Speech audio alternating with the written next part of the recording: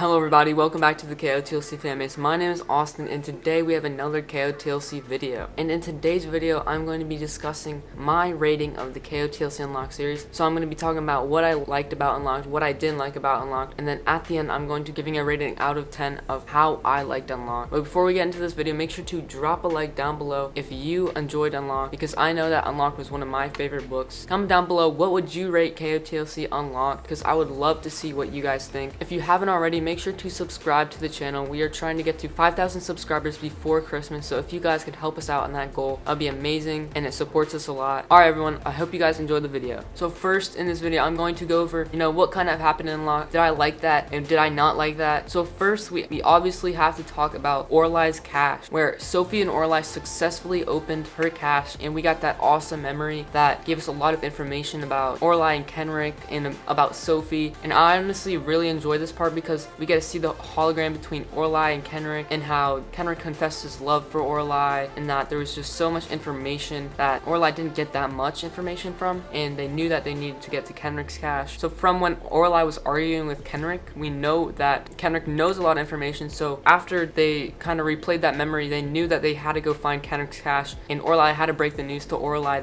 that Kenrick's cache was actually in the Neverseen. So it kind of gave a quest for this book that Sophie had to find Kenrick's cache. And different from Keith's perspective, we have Sophie trying to complete a mission, and then we also have Keith's thoughts. So that's kind of what happened in the book. So Orlai's cache and the memories that it was played was actually kind of what happened in the book. And also the additional information that we find from Kenrick's cache was that Kenrick confessed his love for Orlai, but of course it was washed. And then he also told Orlai that he knew she was pregnant, which was against the rules, but obviously wasn't going to tell anybody. But still, we got a lot of additional information in those scenes. So that was a great part to the book. I really liked that, and I really liked Sophie and Orlai completing a mission together and trying to defeat the Neverseen together. That's always good to see. So the next part was Keith's new ability, where he wakes up from his coma, and obviously he gets to see all his friends. He gets to test out his new ability. We find out that his ability evolved into an empath polyglot combination type ability, which is really cool. It's something new that we've never seen before, which a lot of people really wanted. He found out that his new empath ability could actually manipulate emotions after Sophie overwhelming him with emotions, and he yells numb, and then everybody in the room just is numb. So he finds out that he can actually manipulate others' emotions, and until he actually yells feel, they are all numb, and it's after they feel it, they describe that it feels really weird being numb and without emotions. So actually another good part of the book, he actually goes to Splendor Plains and actually gets to live with Elwyn, and that's really cool because I actually really liked Elwyn in the start of the book series, and now that we get to know a little bit more information about Elwyn, it's actually really cool to see. The Elwyn and Keith dynamic is really cool. So when he was at Splendor Plains, it was actually a really cool thing. Elwyn really picked up a fatherly role and was kind of like a father to Keith instead of Lord Cassius, which he knew that there would be arguments, but Elwyn was more loving and caring towards him. And also we get to see Dex actually try to help out Keith, where he actually asked Dex in the start of the book to try to help him with control his ability, and if he can't control his ability, then he actually wants a ability restrictor, which really conflicts Dex because of what happened with Sophie. But I really like to see how Dex is actually really caring towards his friends and actually wants them to do the best and doesn't really want to hurt them that much. Then we also get to see where Sophie tries to find Alvar. She actually goes to Candleshade and meets up with Fitz, and then they actually talk it over and they decide to help each other find Kenrick's cache, because they know they'll probably never find Alvar. Might not even be alive, he might be dead. So he just discusses with Sophie that they need to work together to find the cache. Another good part of the story was where Sophie and Keith talked telepathically because of the strong event that conspired when Sophie and Keith touched, and then Keith turned everyone numb. They kind of felt mad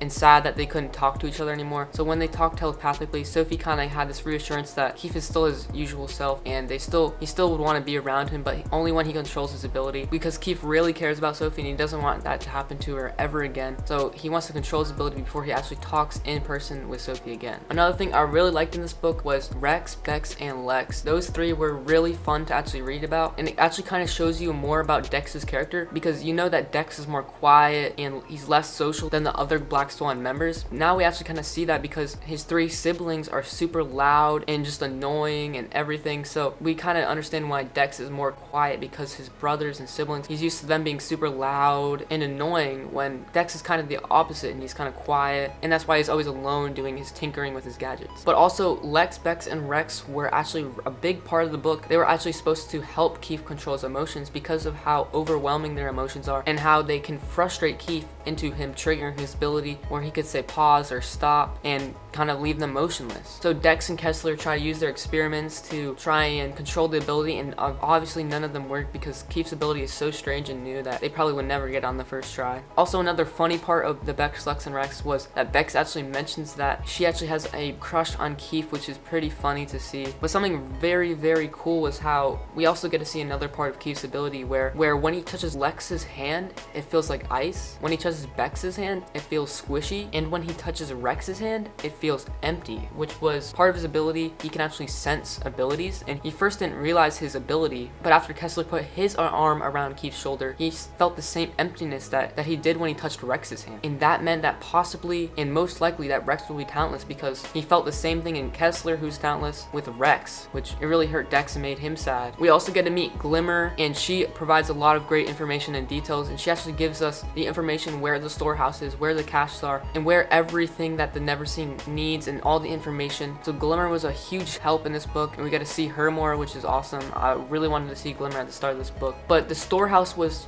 a huge part of this book. It was a big turning point in this book. The Never Seen storehouse was basically where they kept everything they ever needed. They kept all their prized and special objects in there. So when Sophie, Tam, and Glimmer raided it, Glimmer kind of pushed Sophie further and further and told them to get more information, not just get the caches, get more information, get more things that they can help get the Never Seen. They didn't want to go in undetected. They wanted to grab everything and leave that place just raided. And then at the end of the scene with the storehouse, Sophie decided to light a fire and burn the storehouse to the ground, destroying everything that the Never Seen had, which was incredible. It started the war, and Sophie even left her symbol in there, showing everyone that she was the one who burnt it to the ground. She was the one who started the war, and she was ready, and it kind of left a really good plot for the next book. And then obviously the cliffhanger was so good. I really enjoyed the cliffhanger, even though it left me asking so many questions and wanting to know so much more. The cliffhanger is what Shannon Messenger does best, and I'm so glad that she did a great cliffhanger this time, because the last book I was kind of disappointed on the cliffhanger, but now it's just, I'm really excited for the next book, and I really want to see if we know where Keith goes and if we ever see Keith again, and I want to see how Sophie reacts to the letter and if she goes off to seek Keith, but we never know what's gonna happen, which makes it a really good cliffhanger and actually a really good end to the book. I really did like the art in the guide and all the information, but the novella part was the best part of it all. I really like to see the story advancing and kind of it turning towards, you know, not the Never Seen winning, but more of the Black Swans winning. I like to see that happening. With all those events, I really enjoyed this book with actually Keith's perspective as one thing. I really enjoyed Keith's perspective. Probably one of the best books that Shannon Messenger has wrote by far. The only thing I really didn't like was the start of this book, where it kind of started off to a slow start, but I really enjoyed it getting picked up and getting faster and faster and more events happening at the end of the book. It only took me one night to finish because I was just so excited to see what happens. So that is all I have to talk about. Now I'm going to be rating the book out of 10. So I rate KotLC Unlocked as a 9.6 out of 10. I really enjoyed the book so much. I really enjoyed the page length. It wasn't too long, it wasn't too short. It was just a lot of information, a lot of events happening, and it was never slow. It always kept going, and we just got to see so much cool stuff in this book that I'm super excited for the next one. So I hope you guys agree with me. I hope you guys enjoyed this book as much as I did. Let's get into the outro. Alright everyone, that was the end of the video. I hope you guys enjoyed this KotLC rating and kind of a little bit of a summary of what happened in Unlocked. And I really want to know what you guys thought of Unlocked, because I thought this was one of the best books that Shannon Messenger has wrote so far. So if you guys could leave a comment down below what your rating of KotLC Unlocked is and why, that would be amazing, because I would love to read your comment and reply to you. Make sure to drop a like down below if you enjoyed this video, and also subscribe down below to the channel, because